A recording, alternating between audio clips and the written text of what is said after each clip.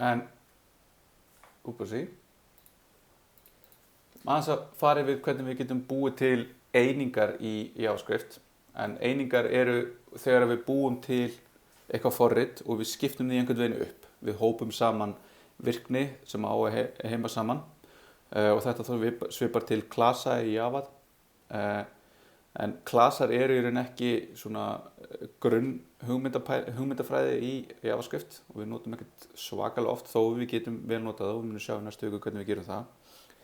En það eru önnur pattern sem eru notuð í JavaScript sem við bæði ætlum að nota og getum séð í forritum sem við vinnum með. En þetta er í raun verkefni sem við erum að vinna hérna aðalega er í raun að búa til svona API eða Application Programming Interface fyrir forritið okkar. Þannig við erum að segja í raun hvaða virkni exposar forritið okkar og hvernig er þetta að vinna með það. Og kostið við það að nota þessa svona einingar og búa til API er að það verður einfaldara fyrir okkur að hugsa forritið okkar. Við erum með einhverja ákveðna einingu sem gerir einhvern ákveðin hlut. Þetta getur hjálpað okkur að stýra flækjustigi og þá þetta að við þurfum ekki að halda öllu forritinu í haustum í einu. Við getum í raun búið til einhvern part af forritinu okkar, setta í aðra skrá og sagt bara hér er virknin sem gerir þetta. Hér er virknin sem að sækir þessi gögn úr vefþjónustu. Ég þarf ekki að hugsa það meira. Hér er einingin sem vinnur með gögnin úr vefþjónustunni. Nú get ég einbeitt mér að því og ég veit bara að ég kalli þetta og ég fæ tilbaka gögn. Ég þarf ekki að vera að hugsa samspilið á meðan ég er að reyna að gera eitt. Ég þarf ekki að vera að gera allt í einu. Ég get búið þetta til, ég get skipulagt mig og skipta þessu niður. Og þá er þetta líka til að búa til svona namespace eða búa til í raun einhverja hjúpun utan forritið okkar. Þar sem við erum í raun getum búið til breytur og föll eftir því sem okkur hentar og við þurfum ekki að hugsa að við séum að blæða þessu út í öllum forriti sem við sáum áðan þar sem við vorum settum einhverja breytur sem fór í global scope eða þá einhverjir aðrir geti einhvern veginn mengað forritið okkar og gert það að verkum að það bili. Og þá er þetta sérstaklega hentugt eins og í JavaScript með þessum scoping-reglum sem eru þar. Og þetta getur síðan, og þá ef við pössum okkur og erum vandvirk, ítt undir endurnýtingu á kóða. En endurnýtingu á kóða verður oft svona pipe dream. Þannig að við höldum að við munum alltaf geta nota endurnýtinguna meira en við kannski gerum í lokin. Og það er þetta er aftur það getur verið hættulegt. Ef þú reynir að skrifa allt endurnýtilegt í byrjun, þá mun forritið þín verða mjög flókin. En það er gott að gera kannski svona þriðja eða fjóraða skipti sem þú vilt að gera saman hlutin aftur. Að þá að hugsa að endurnýta og gera almennu lausnina. En ókostir við að gera einingar er bara það er flókið að ákveða hvernig og hvenær að skipta forritið upp. Af því að við erum að læra hvað forritið okkar vill, hvernig það vill láta interakta við sig á meðan við erum að skrifa það. Það er mjög auðvelt til dæmis, eða það er ekki mjög auðvelt, það er mjög auðveldar að gera þetta eftir á. Þess að búa til API-ið þegar þú ert búin að skrifa forritið. En þá lendir maður í þessu chicken and egg problem hvort kemur á undan. Gott API eða gott forrit og hver veit.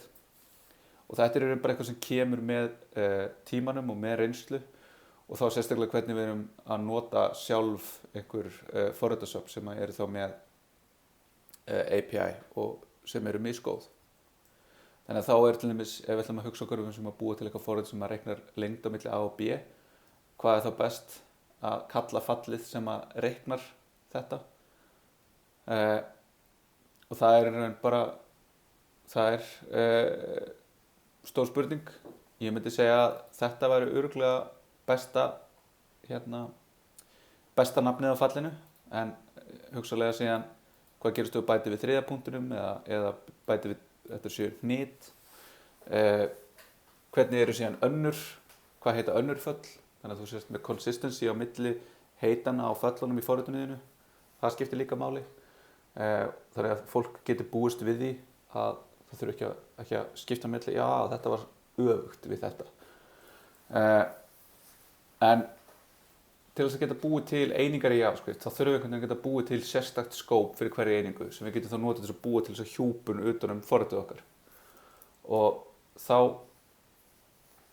er það í raun stutt í ECMAScript 6 með import og export sem er leið til þess að búa til í raun modules en það hefur í raun verið mjög erfið fæðing að koma því inn í Vavra og inn í bara JavaScript almennt og ég held að það sé ennþá bara hægt að fá þá virkni í Chrome til dæmis með því að keyra Chrome upp með ákveðnu flaggi.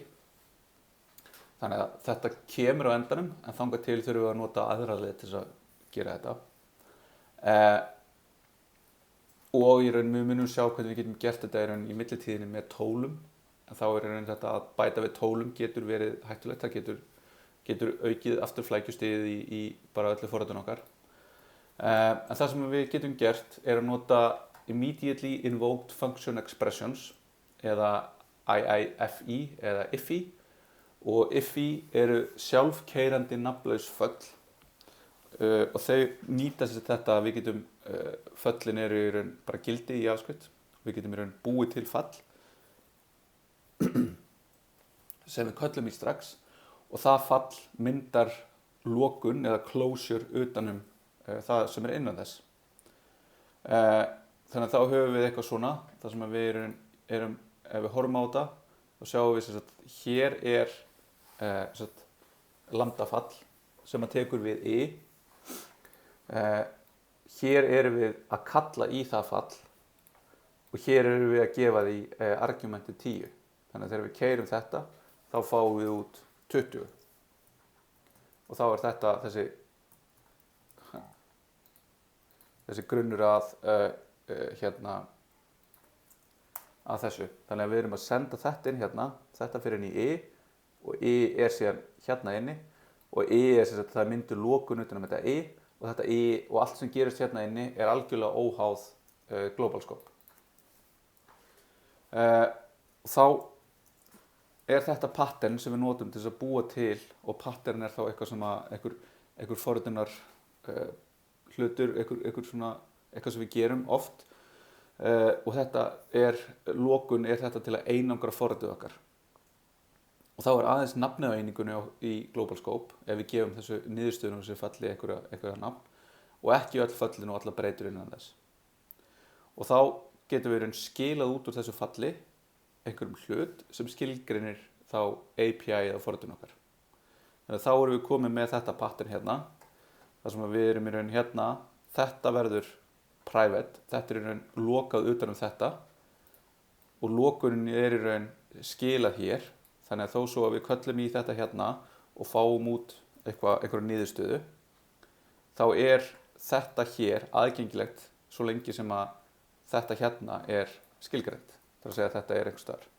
Þannig að núna erum við með í global scope hjá okkur þennan hlut sem heitir module og module er í raun með þetta hér .public var sem er þá 2 sem er þá þetta hérna skilgreinda gildi og þetta private method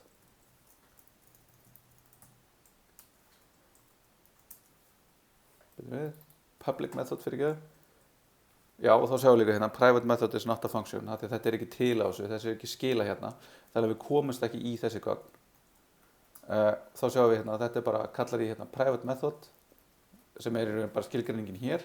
En ef við köllum í public method, þá erum við að skila hérna private variableinu.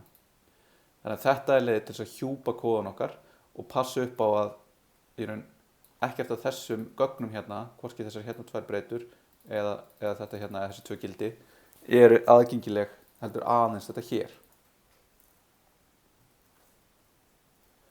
Síðan eru til flóknari einingar og þá er búið að búa til þessi pattern og breyta þeim og CommonJS, Advanced Module Definitions eru bara eitthvað svona leið þar sem fólk sagði bara eitthvað, ok, við erum bara sammála um það að við gerum þetta allt svona.